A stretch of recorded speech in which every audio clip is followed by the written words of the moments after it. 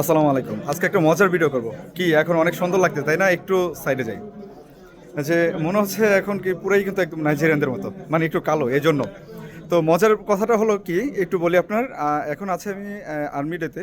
আর্মিদের আজকে যে ঈদে চলতেছে সেখানে এখানে হলো আমি যে সময় আপনার এই ফাইভ স্টার হোটেলে ঢুকতে এসেছিলাম ঢোকার সময় উপরে একটা হয়তো বা আমার মনে হচ্ছে যে ওরা নাইজেরিয়ান বা কোনো কিছু এরকম একটা ধর্মের হবে বা কালো জাতি আর কি একটু গায়ের রঙটা কালো। তো মজার কথাটা হলো এটা। তো সেখানে আমিও ঢুকতেছিলাম ফোনে কথা বলতেছিলাম এমনকি সেও ফোনে কথা বলতেছিল। তো মনে করলো যে আমি হয়তো বা সেই লোকটা এমনিতে দেখতে অনেকটা কালো দেখা যায় আমি একটু এমনকি সেখানে সেও যেহেতু কালো তারাও কালো একদম আমাকে একদম খুব বরণ করতেছে খুব সুন্দর করে বরণ করতে পরে বলতেছে ভাই আই এম ফ্রম বাংলাদেশ ভাই আই এম ফ্রম বাংলাদেশ।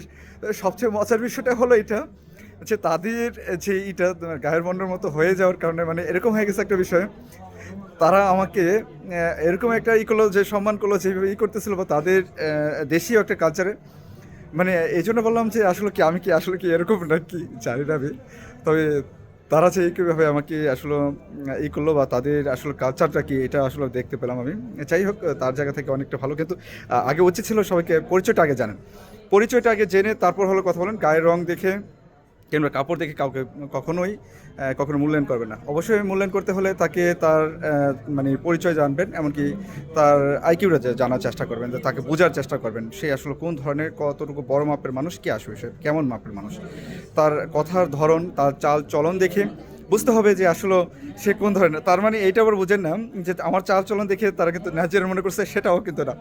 তো সেখান থেকে আসার সময় যেমন হয়তো বা একটু গায়ের রঙটা আমার একটু কালো, আর এমনকি আমিও আসতেছিলাম মনে করছে আমিও ফোনে কথা বলতেছিলাম সেও ফোনে কথা বলতেছিল মনে করছিল যে আমরা মনে হয় সম্ভবত তাদেরই একজন বা আমি হয়তো আমাকেই হয়তো ইনভাইট করছে, এমন একটা বিষয় হয়ে গেছে।